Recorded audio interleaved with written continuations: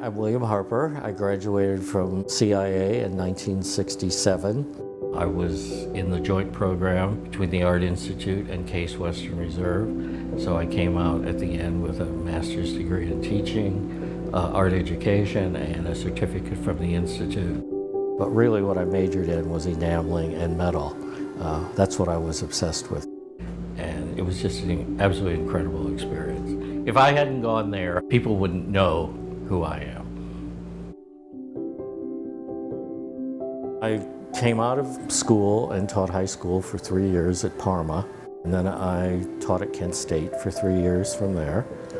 And I wrote a book that sold a lot of copies. So I was flying all over the country, doing workshops and lectures. And from that experience, I was offered a position at Florida State in Tallahassee.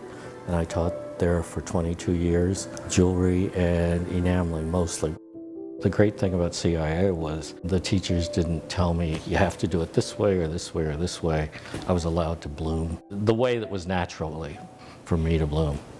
And I realized that ideas and aesthetics were far more important than just knowing how to craft. Suddenly I was winning every competitive exhibition in the country, and I really couldn't explain it. I have a piece going into the Hermitage Museum, and I have an exhibition coming up concurrently with that.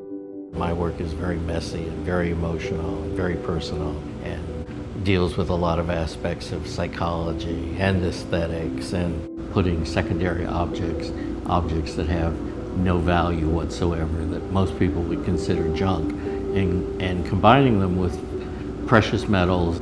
There's a lot of dichotomy in my work. Opposites of materials, opposites of ideas sometimes in the same piece.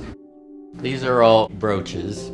They all are wearable. I am often influenced by other artists. I did a series in homage of Cy Twombly, the painter, whose work I really love. So this is from that series. I went through a period when I didn't want to make any more jewelry. And so that's when I was doing a lot of painting, and which developed into assemblages.